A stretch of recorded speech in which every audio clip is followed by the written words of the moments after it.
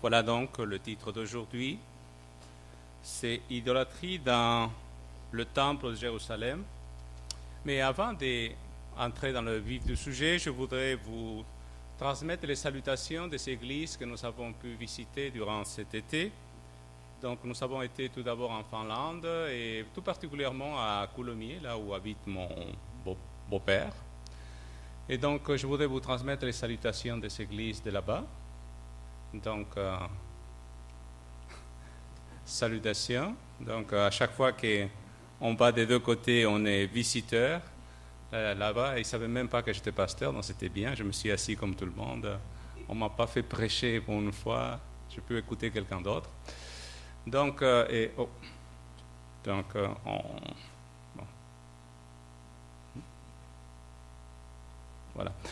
Voilà. Donc c'est bien qu'on soit de temps en temps visiteur aussi ailleurs.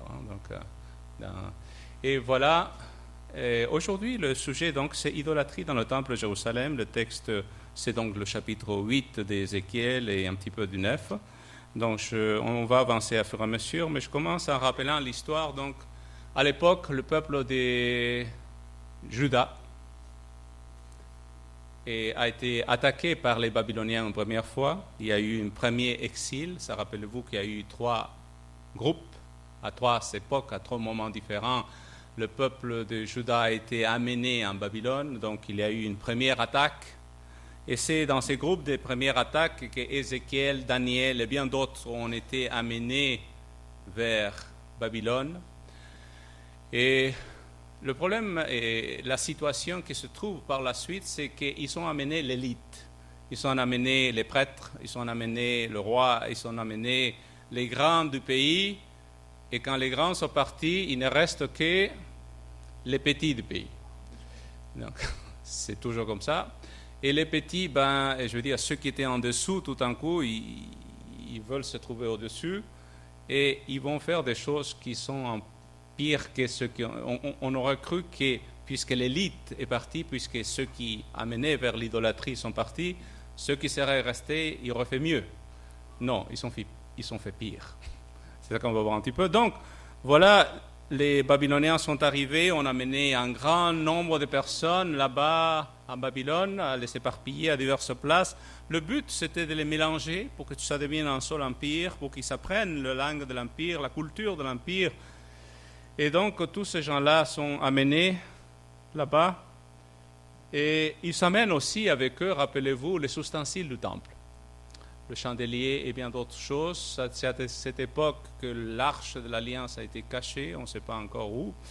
Eh bien, le reste a été tout volé. Donc, c'est ça qui va arriver. Les coupes fameuses vont être amenées. Donc, et voilà, à cette époque, c'est le chapitre 8, je lis au verset 1er, il dit la 6e année, le 5e jour du 6e mois. Ça veut dire quoi ça? Bon, facile, je vous l'écris. C'est le 18 septembre 592 avant Jésus. Bon, ça ne vous aide pas beaucoup là, mais bon, on est bientôt à la date. Donc, il nous donne la date exacte à laquelle il se trouve là-bas en exil. Et donc, le verset 1er nous dit, il continue, donc, comme j'étais assis dans ma maison et que les anciens de Juda étaient assis devant moi, la main du Seigneur de l'Éternel tomba sur moi.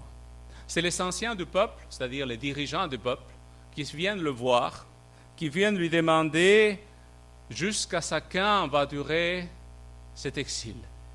Est-ce que ça va s'arrêter un jour? Est-ce que Dieu a de bonnes nouvelles? Parce que le prophète, c'est le téléphone de Dieu pour communiquer avec Dieu. Donc, ils veulent savoir si ça va finir, si c'est bon, ils peuvent retourner bientôt, si Dieu leur dit quelque chose de positif. Mais la réponse que Dieu va leur donner, c'est quelque chose d'encore pire. Ça va durer longtemps. Et non seulement ça, tous ceux qui sont encore là-bas, ils vont venir aussi. D'accord? En gros, c'est ça qu'on va voir. Et donc, l'annonce, mais il s'adresse aux anciens. Et vous allez voir dans l'histoire, ce sont les anciens qui sont restés, qui sont en train de faire les choses, les abominations. Et le texte dit que voilà, à ce moment-là qu'il est avec les anciens, Dieu le prend, il le saisit, il l'amène dans une vision. Et donc, et dans cette vision, c'est le verset 2 qui continue, qui dit Je regardais, voici, c'était une figure, l'aspect d'un homme. Depuis ses rangs en bas, c'était du feu. Et depuis ses rangs en haut, c'était quelque chose d'éclatant comme des rangs polis. Voilà ces personnages qui s'approchent d'Ézéchiel. Et qu'est-ce qu'il fait, dit le texte, le verset 3 ? Il étendit sa main, il me saisit par les cheveux de la tête, et l'Esprit m'enleva de la terre et le ciel, et il me transporta dans des visions divines à Jérusalem, à l'entrée de la porte intérieure, au nord donc, de la ville de Jérusalem. Donc, qu'est-ce qu'il fait ? C'est un ange, d'une certaine façon, un messager de Dieu qui prend Ézéchiel par les cheveux.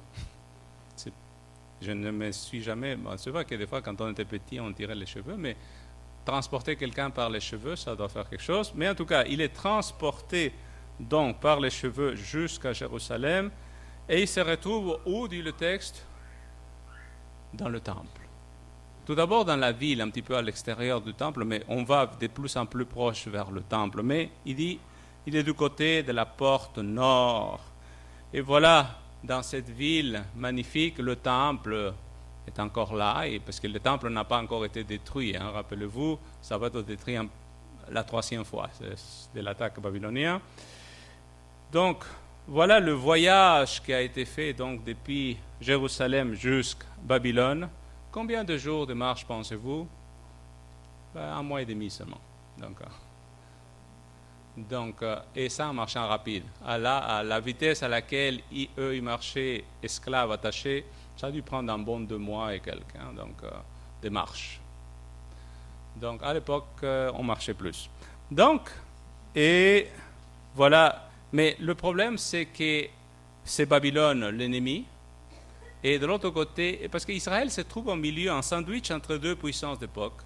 Babylone par là-bas, donc à l'est, et vers l'ouest, nous avons l'Égypte.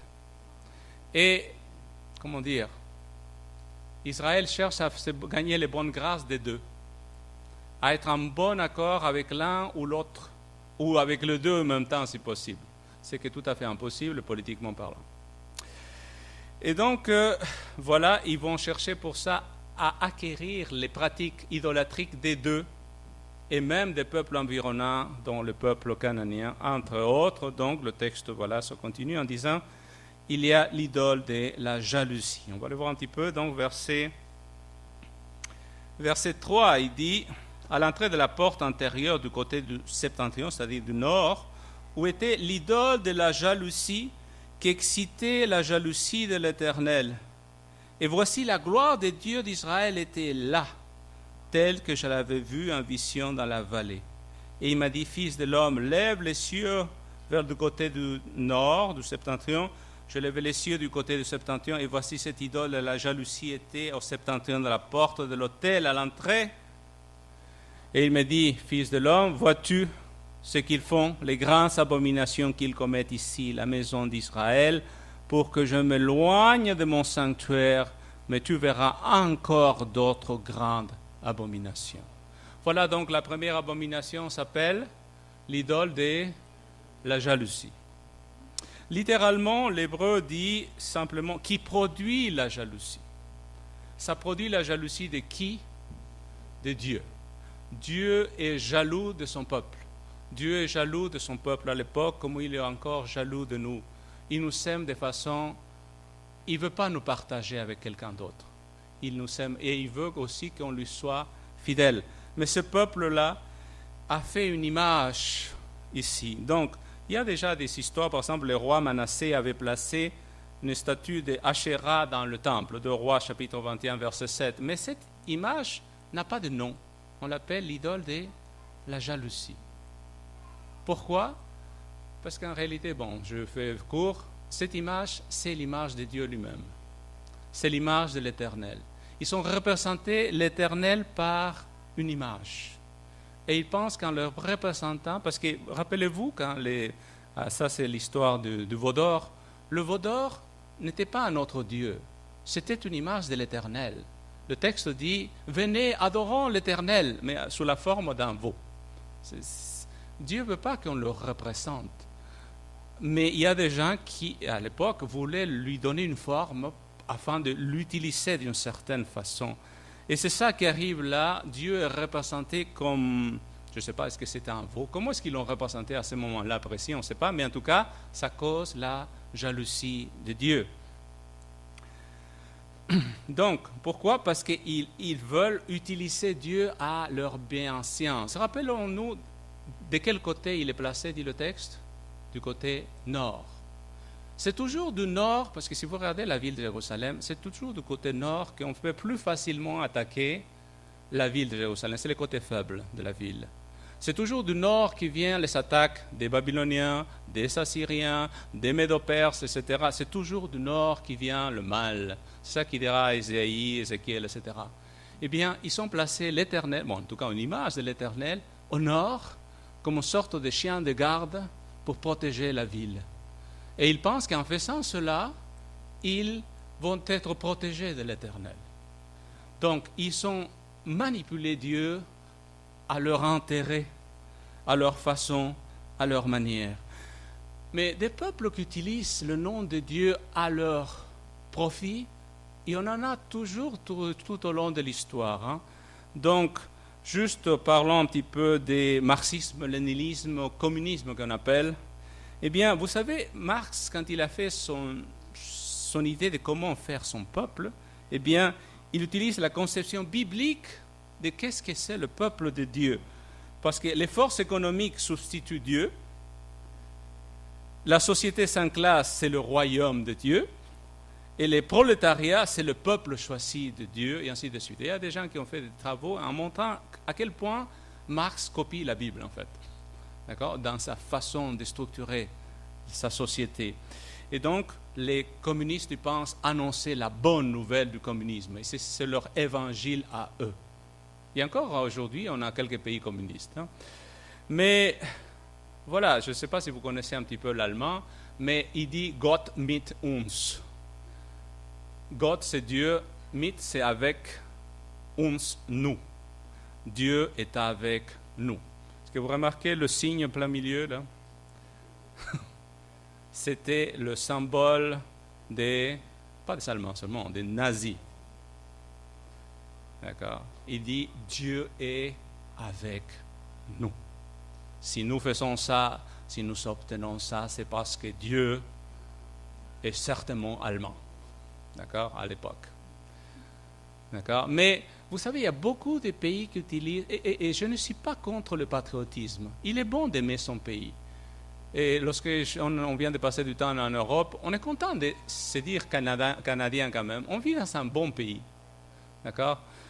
Mais on peut être tellement fier de notre nationalité, de ce que nous sommes, et surtout quand on met Dieu de notre côté. D'accord? Donc voilà. C'est écrit in honor of our veterans, God bless America. On met Dieu du bon côté. Forcément, Dieu est américain. D'accord? Donc, je n'ai rien contre le fait de demander que Dieu bénisse ton pays. Il faut prier pour nos dirigeants, mais certainement, Dieu n'est pas américain, allemand ou canadien ou je ne sais pas quoi. Dieu est Dieu. Il est au-delà et au-dessus de toutes ces divisions nationalistes, de quel qu'il soit le pays. Et utiliser Dieu à notre bon sens, à notre profit national ou quoi que ce soit, on modifie et on utilise la religion à notre façon, à notre manière.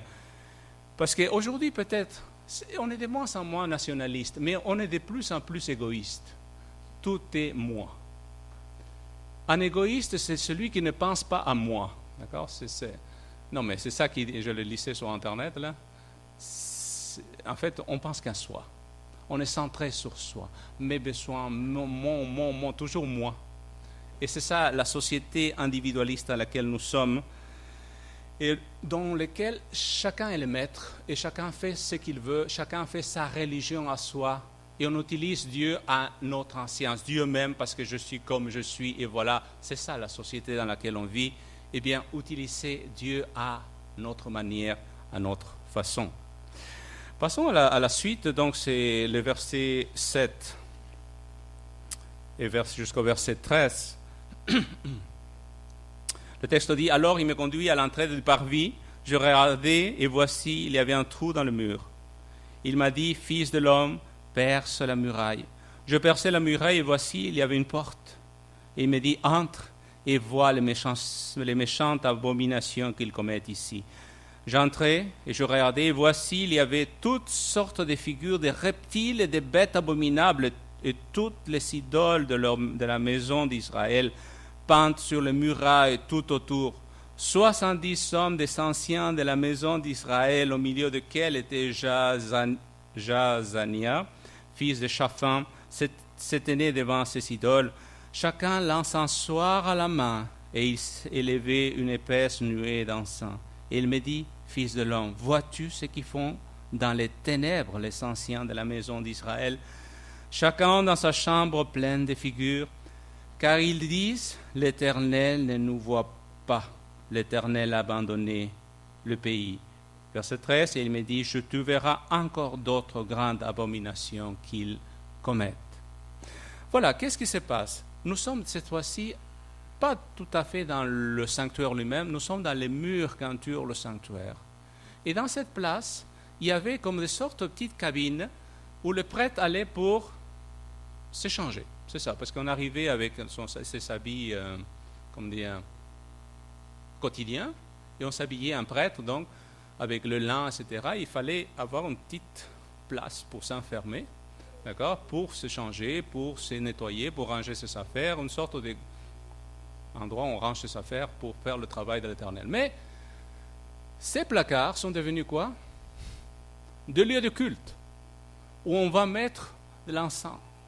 Mais remarquez, chacun de ces prêtres, ce n'est pas des prêtres, le texte dit c'est des anciens, des dirigeants. Qu'est-ce qu'ils font? Chacun adore son idole, des images de toutes sortes de reptiles et de bêtes. C'est tellement secret, dit le texte, qu'Ézéchiel, il a fallu qu'il fasse quoi? Un trou dans le mur pour pouvoir s'y rendre. Parce que ce n'est pas accessible à tout le monde. Et rappelez-vous, Ézéchiel, c'est un prêtre. Lui, il connaît le lieu. Et il se rend compte à quel point ce lieu qui était censé être l'endroit où on se prépare pour servir l'Éternel, c'est un lieu qui est devenu un endroit où on adore toutes sortes d'autres idoles, d'autres bêtes.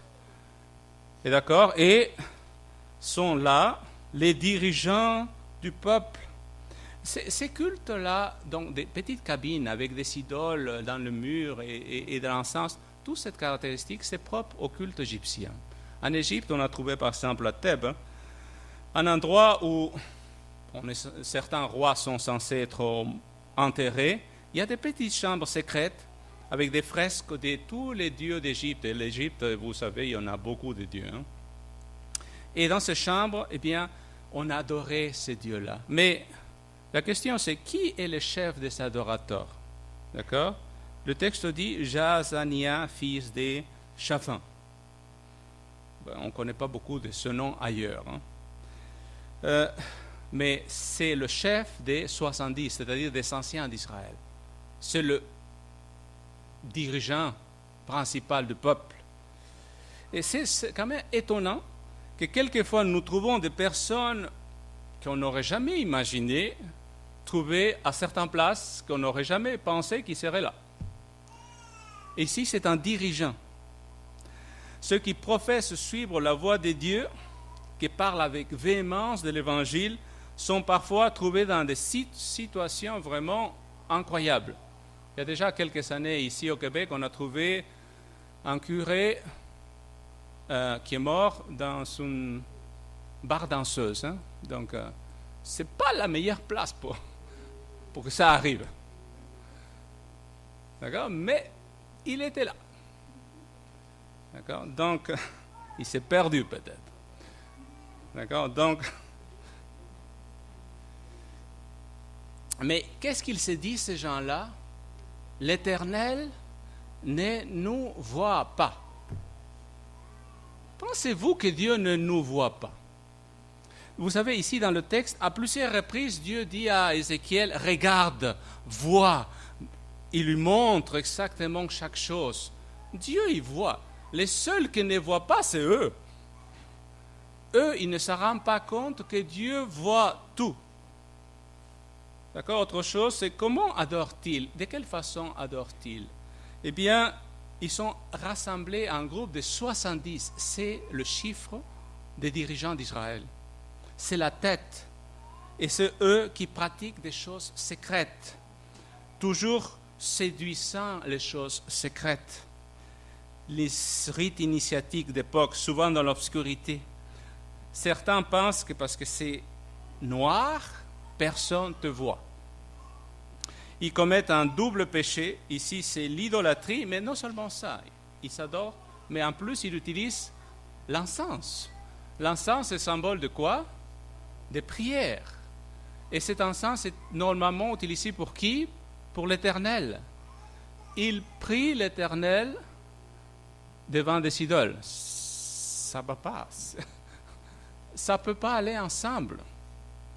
Mais l'Éternel, il voit tout ça et ça l'attriste et ça le fâche.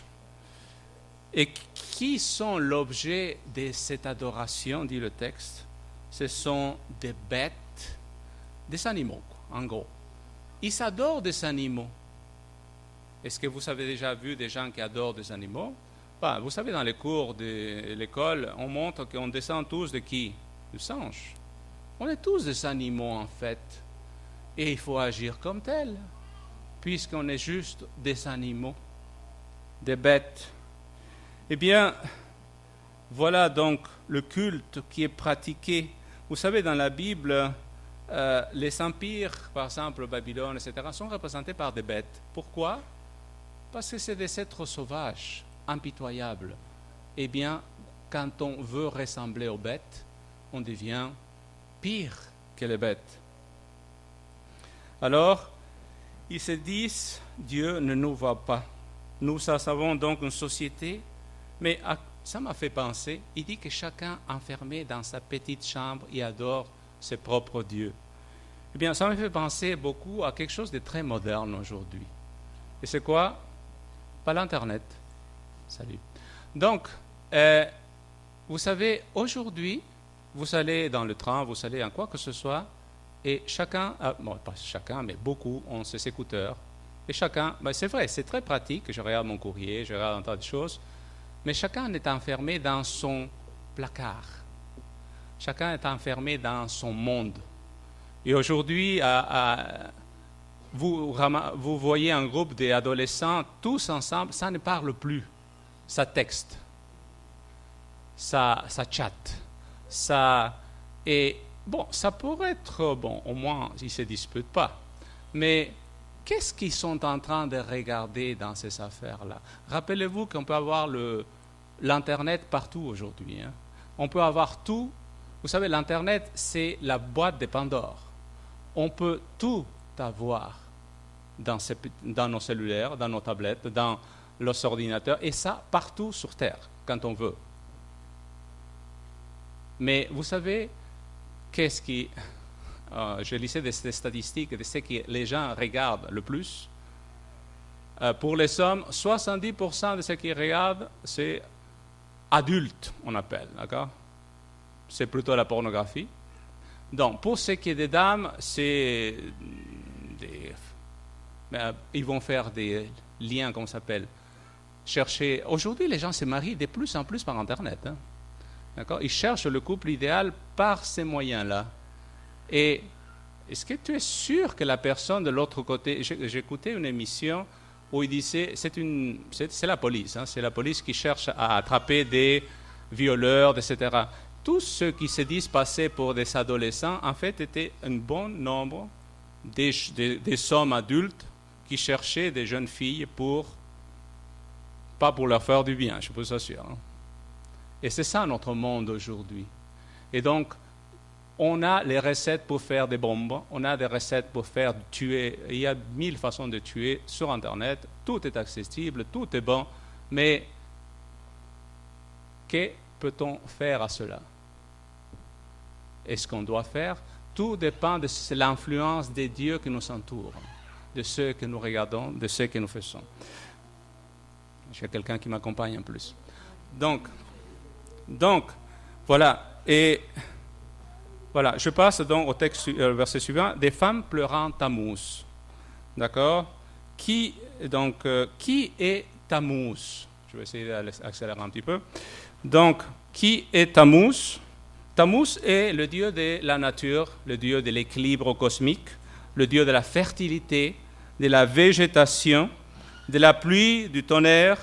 Chaque année, Tammuz mourait. Donc, voilà une statue de Tammuz. Il meurt pour ressusciter au printemps. C'est toujours cyclique.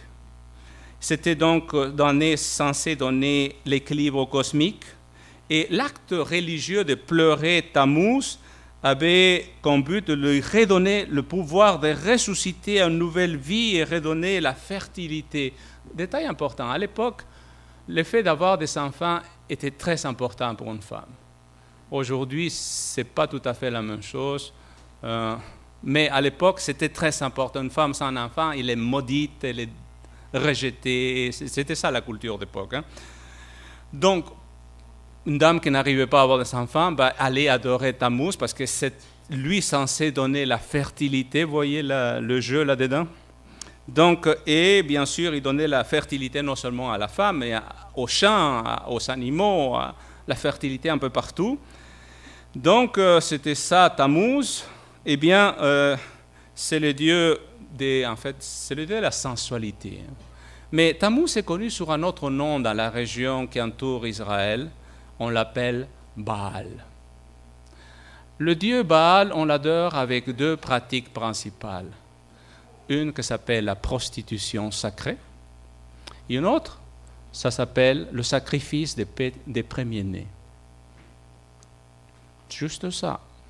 Et Dieu, le Baal, donc offre la fécondité, l'abondance grâce à cela.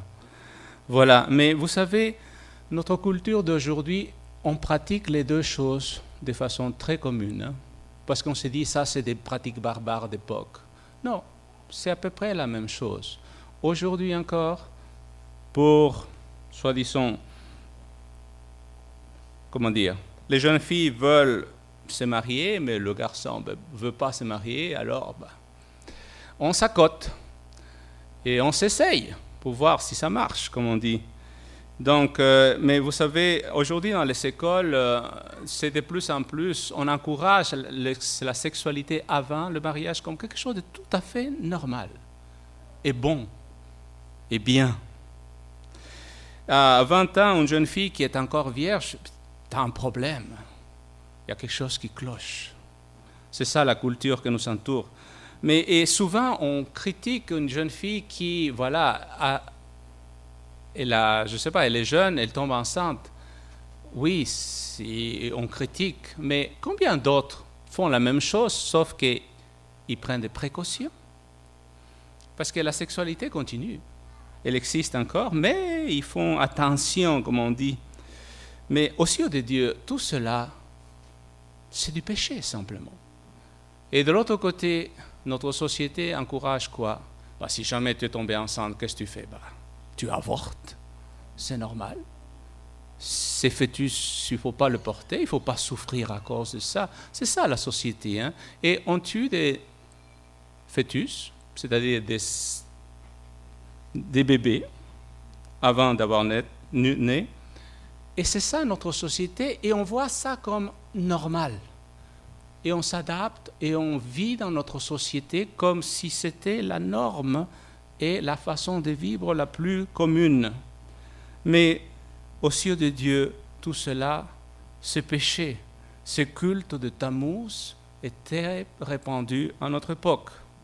Je finis avec le dernier groupe d'idolâtrie, versets 16 et 17, et le texte dit: « Et il me conduisit dans les parvis intérieurs de la maison de l'Éternel.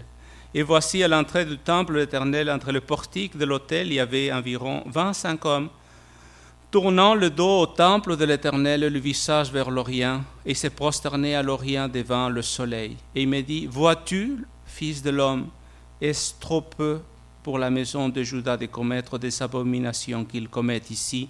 Faut-il encore qu'ils remplissent le pays de violences et qu'ils ne cessent de m'irriter? Voici, il s'approche le remords de leur nez. Moi aussi, j'agirai avec fureur. Mon œil sera sans pitié et je n'aurai point de miséricorde, car ils crieront à haute voix et mes oreilles ne les écouteront pas. Voilà, donc 25 hommes, dit le texte. Qui sont-ils? On ne sait pas. Ils sont là. Qu'est-ce qu'ils font? Ils sont devant l'autel de l'Éternel. Mais juste une chose, ils lui tournent le dos. Parce que l'autel de l'Éternel est vers l'ouest, eux ils sont vers l'est. Et ils s'inclinent, dit le texte, devant quoi? Le soleil. Oui, le soleil est le symbole dans les religions entourantes Israël, symbole de vérité, source de bien. Le soleil est dans son éclat, sa chaleur, tout ça, c'est une très bonne chose. Mais le problème, c'est que c'est une création de Dieu. Ce n'est pas l'Éternel. C'est quelque chose que Dieu a créé et qui pourrait détruire quand il veut. Mais à quoi ça correspond donc les adorateurs du soleil aujourd'hui? Eh bien, ce sont ces gens-là qui nient Dieu, mais qui aiment les êtres humains. C'est-à-dire, il y en a beaucoup de gens, du genre Médecins sans frontières. Ils vont aider le monde, mais Dieu surtout pas. Ils s'agissent comme des chrétiens, mais ils ne veulent rien savoir des chrétiens. Les principes sont chrétiens, mais sans Dieu. Corps et âme se dévouent à leur prochain, mais ils rejettent les enseignements chrétiens, d'où ils tirent la source même. Ils considèrent la religion de Christ comme rétrograde, inadaptée à notre siècle. Voilà, et ces hommes sont... Le problème, c'est que ces gens-là sont à l'intérieur du temple lui-même, dit le texte. Ils sont en train de s'incliner devant le soleil. Et le soleil, nous adventistes, on se rappelle bien, il y a un jour du soleil dans la semaine, c'est Sunday, dimanche. Et ce culte du soleil, c'est Sunday, mais un jour à l'année où on adorait le soleil de façon particulière en Babylone, et c'est le 25 décembre. Remarquez, on a gardé et le dimanche et le 25 décembre. On a gardé tous les jours solaires dans notre calendrier comme des jours importants. Mais encore, le soleil, ça fait penser encore à la lune, aux étoiles. En fait, c'est l'horoscope. Des gens qui se laissent guider par l'horoscope, mais bien sûr, à la fin du temps, nous disons en tant qu'adventistes que le sceau de Dieu sera placé sur ceux qui seront fidèles à l'Éternel. Et entre autres, il y a ce sceau de Dieu, c'est quoi? C'est le culte du sabbat, le samedi, le jour que Dieu s'est choisi lui. Pas celui qui est certain un jour a décidé que c'était le jour de repos pour eux. Mais je me dis en tant qu'adventiste, est-ce que le sabbat, c'est réellement notre jour de repos? Ou plutôt c'est le dimanche, je ne sais pas. Parce que c'est vrai que des fois, on se remplit tellement la journée du samedi qu'on se repose le lendemain plutôt. Mais qu'est-ce que c'est que le sabbat? Est-ce que c'est un jour de bonheur pour chacun de nous? Je vais conclure donc juste en soulignant quelques points. Premièrement, le texte dit « chacun dans sa chambre ». Chacun dans sa chambre, notre chambre, c'est vrai, ça peut être notre cellulaire, mais c'est aussi dans notre tête. C'est notre cerveau, notre mental. Il y a plein d'images dans notre tête qui sont là et que seulement Dieu peut savoir ce qui se passe réellement dedans. Le monde entier peut ignorer ce qui se cache, mais Dieu, il ne l'oublie pas. Très souvent, nos chambres secrètes sont recouvertes avec le symbole des choses que nous aimons, que nous désirons, que nous chérissons. Dans nos chambres secrètes, chacun s'incline devant son Dieu, devant son choix. Mais on oublie que l'Éternel voit tout. Et même si on va loin, Hébreux chapitre 4, verset 13 nous dit...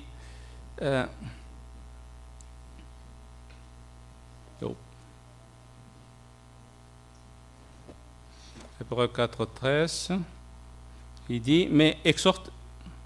Oh non, pardon.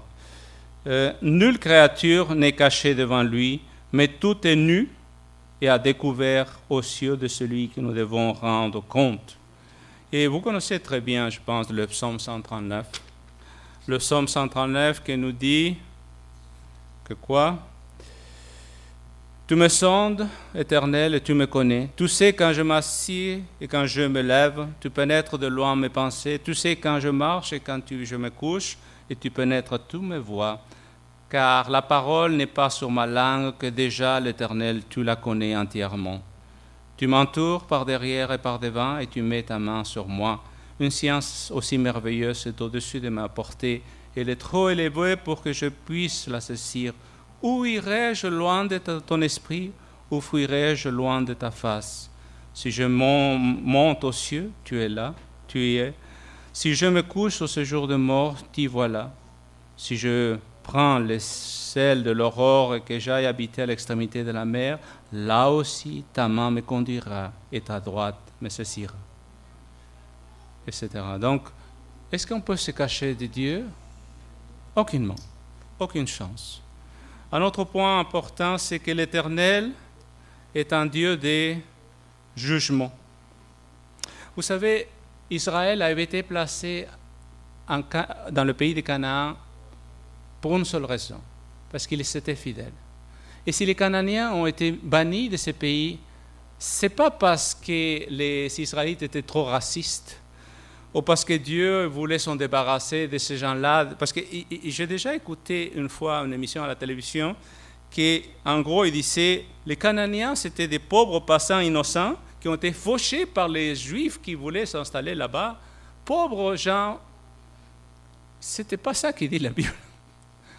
Ce n'était pas juste des pauvres gens. Le texte de Genèse chapitre 15, verset 16 dit qu'ils s'étaient arrivés au comble de la déchéance morale. Ils sont arrivés, mais détail, du point de vue intellectuel, du point de vue de la connaissance, ils étaient bien supérieurs aux Juifs, aux Israélites quand ils se sont installés. Oui, mais c'était pourri jusqu'à l'os.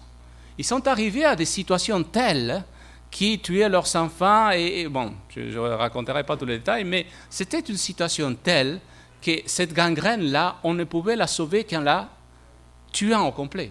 Il n'y avait pas le choix.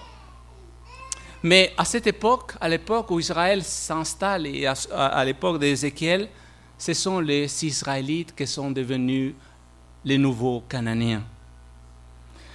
Et le problème, c'est qu'aujourd'hui encore, il est possible que nous, dans le monde qui pourrit, on devienne comme les nouveaux Cananéens encore, qu'on devienne comme le peuple et le monde qui nous entoure, simplement. Parce que je lisais donc un auteur, Richard Niebuhr, qui dit « La théologie libérale, donc la nouvelle théologie qui s'enseigne aujourd'hui de plus en plus, il dit « décrit un Dieu sans colère qui conduit des gens sans péché dans un royaume sans jugement par le ministère d'un Christ sans croix. » C'est-à-dire, on veut toujours prêcher les bonnes choses. Jamais dire qu'ils seront jugés un jour. Non, non, tout est bien. Vis dans ton péché, t'es bien comme tu es. Viens juste chanter avec nous la gloire à Dieu. Dieu t'accepte tel que tu es. Vis comme... Mais ce n'est pas ça l'Évangile. Ça n'a jamais été ça l'Évangile. Dieu veut qu'on change. Dieu ne veut pas qu'on reste tel que nous sommes. Je ne m'attarderai pas trop là-dessus. Donc, la vengeance appartient à l'Éternel. Ce n'est pas à nous de nous venger. Quand Jacques et Jean ont demandé à Jésus « Fais tomber du ciel » dans ce village qui nous a rejetés, qu'est-ce qu'il dit Jésus? Vous ne savez pas ce que vous demandez. Ce n'est pas à nous de faire justice. Dans le plan de Dieu, ce n'est pas à nous d'égorger quiconque. Notre tâche en tant qu'enfant de Dieu, c'est de montrer de la tolérance, de la bonté. Notre tâche est de prêcher la bonne nouvelle au monde entier avant la fin. Notre tâche, c'est de préparer un peuple pour le temps qui approche. La destruction des idolâtres, ce n'est pas notre problème. Remarquez comment s'y prend Paul. Paul, quand il va chez les Athéniens, il ne critique pas les Athéniens. Actes chapitre 17, verset 22, il dit « Vous êtes des gens qui cherchaient la vérité. » Mais par contre, il corrige à l'intérieur de l'Église. Ce n'est pas la même chose. On ne peut pas laisser entrer le monde dans l'Église. Par contre, ce n'est pas notre tâche d'aller nettoyer le monde. Notre tâche, c'est à l'intérieur de l'Église. Donc, c'est pour ça qu'en Pierre, il dit, étant toujours prêt à vous défendre avec douceur et respect devant quiconque vous demande raison de l'espérance qui est en vous. En Pierre, chapitre 3, verset 15. Et je finis avec donc, le départ de Dieu. Dieu dit, il va partir. Il va partir de où? De Jérusalem, de son peuple. Pourquoi? Parce qu'ils l'ont tous délaissé. Ils l'ont tous abandonné. Ils sont tous partis avec d'autres idoles. Eh bien, mais il y a par contre quelque chose de très positif. C'est vrai, Dieu doit partir parce qu'il est forcé de partir, parce qu'il ne peut pas rester à un endroit où on ne veut plus de lui. On l'utilise à leur façon, à leur manière. Par contre, ceux qui étaient partis en exil, eux, ils avaient compris leur péché. Et eux, ils avaient compris le besoin qu'ils avaient de Dieu. Eux, ils voulaient revenir à l'Éternel. Et c'est souvent dans les difficultés, c'est souvent dans la souffrance qu'on se rend compte que ce qui doit changer en nous afin de nous approcher de l'Éternel. Et c'est pour ça que ces gens-là qui avaient été éloignés du pays, à nouveau avaient soif de Dieu, avaient soif de sa parole. Ce n'est jamais trop tard. Nous aussi, on peut encore aujourd'hui aller vers l'Éternel, aller vers lui. Mais parfois, nous avons besoin d'épreuves pour cela. Parce qu'autrement, l'Éternel va partir. L'Éternel ne peut pas rester à un endroit dans notre vie si nous sommes remplis d'idoles de toutes sortes. Si nous voulons que l'Éternel ne parte au milieu de nous, nous devons ôter les idoles qui envahissent notre cœur. Dieu ne veut pas partager notre cœur avec quiconque autre. Il veut être le seul maître de notre vie. Il veut qu'on vienne à lui, on se répande. C'est mon désir pour chacun de nous ce matin. Amen.